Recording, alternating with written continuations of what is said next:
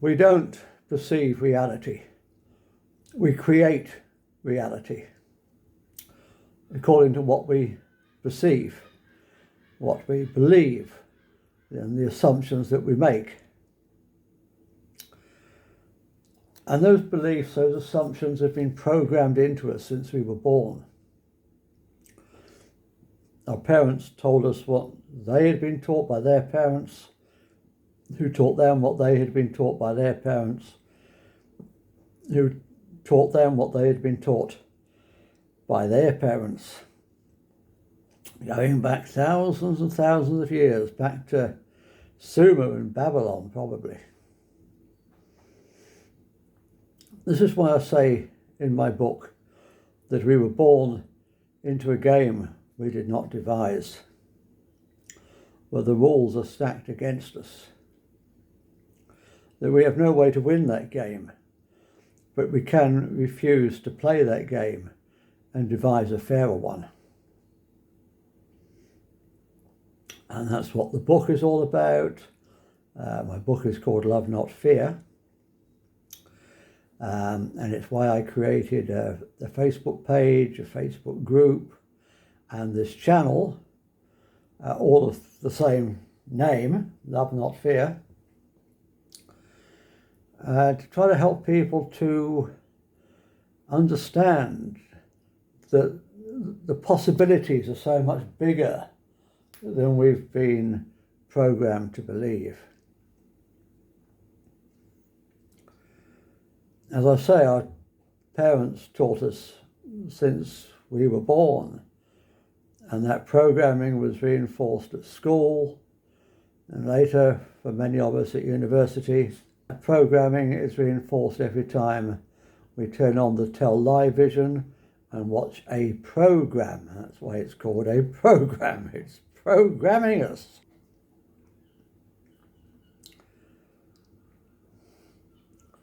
We tend to see the world within the context of the television programs that we prefer to watch. If you watch EastEnders, then that's what you think life is like. Personally, I don't watch any television, but I used to. So why am I talking about all this? Well, I put a meme on Facebook a couple of weeks back. Not original. It's one that's been doing the rounds. It's about paper straws in plastic wrappers. You've probably seen it. The hypocrisy of that, which sums up the hypocrisy of the whole green movement. As it is now. I used to be very much into the green movement years ago when it was genuine.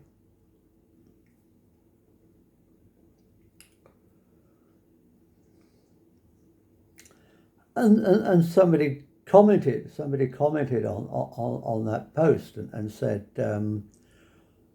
what's this got to do with love not fear? And I had a little think, had I lost my way? Had I lost my vision? Had I gone down a side road somewhere here? And I realised no, I hadn't. The whole point of that meme is the same as the point behind the book, the Facebook group, and this channel. It's to help people to see the hypocrisy of the program that we're playing out and how we can do it differently.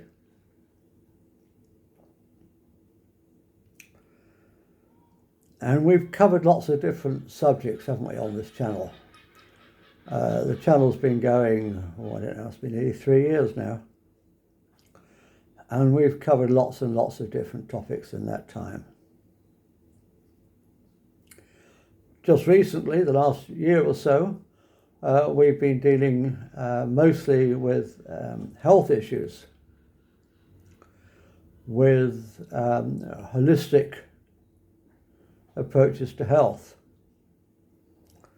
Why do we do that? Because we want to set people free from being tied to the allopathic medical system.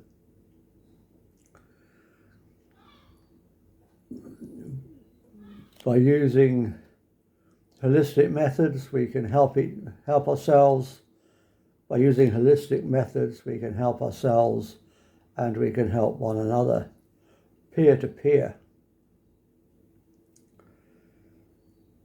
without being tied into a top-down system. We've also talked quite a bit about politics and how the top-down political models are not serving us and how we can break free from those.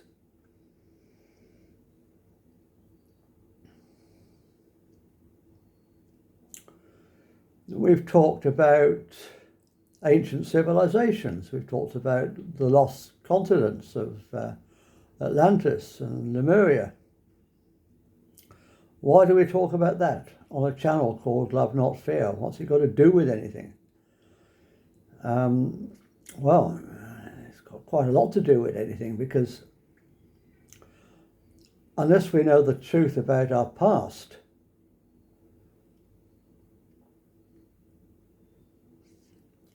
we're still playing out this program. And we need to think, why are we being programmed to not understand about our past? Why is it being kept from us? Why was it that the early settlers in America, as they pushed west across the continent, kept finding mounds, burial mounds, containing skeletons of giants? We've done a show on this, and how the Smithsonian Museum collected up all the skeletons and hid them away and pretended they never existed in the first place. Now, why would they do that? We've talked about several different holy books, including the Bible. Why has the Bible been changed so many times? Why have so many of the original books of the Bible been taken out? The most authentic version that still remains is probably the Ethiopian Bible. Contains several of the books that have been taken out of the one that we're all familiar with in the West. Because that tells a very interesting story that they don't want us to know. By they, of course, I mean the people that are pushing the agenda, the top-down agenda. The early books of the Bible tell a very interesting story about the Elohim, which gets mistranslated as God, but of course Elohim is plural. It means the powerful ones, and they're the same people that were talked about by the Sumerians. They called them the Anunnaki. Those who from the heavens came. It's a story of ancient alien contact. And they don't want us to know that.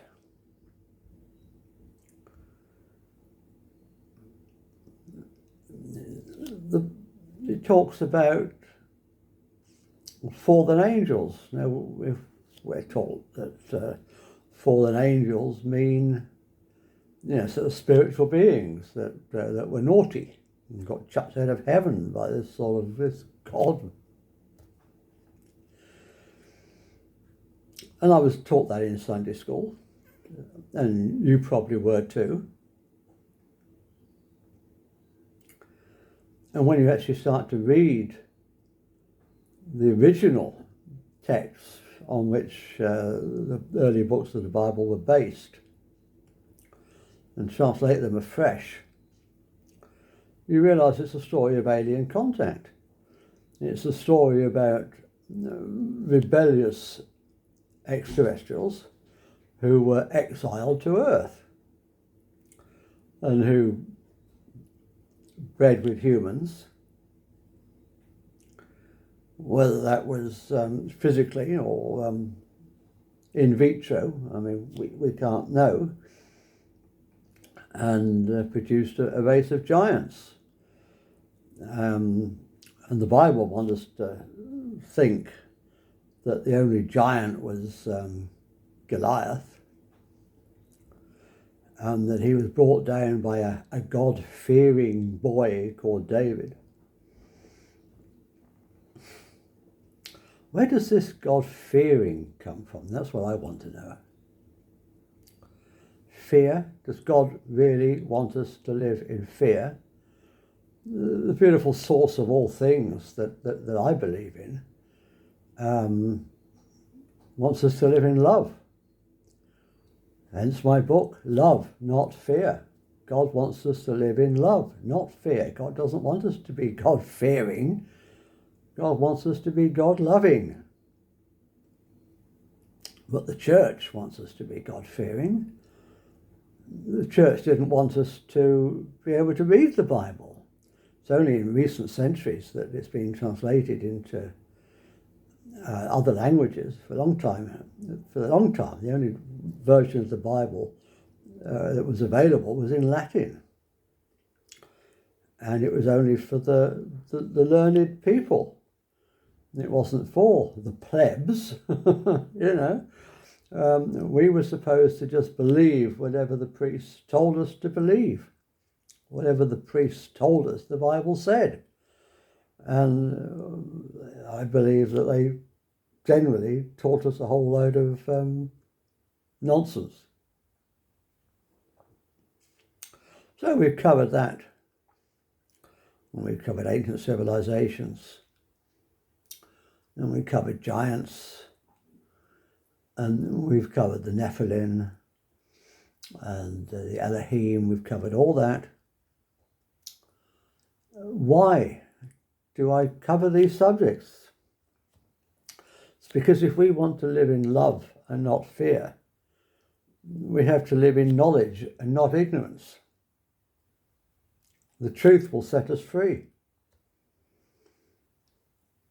So I hope you're enjoying these. I do hope you're enjoying these shows, and that you'll understand now a little bit more about the ethos behind them.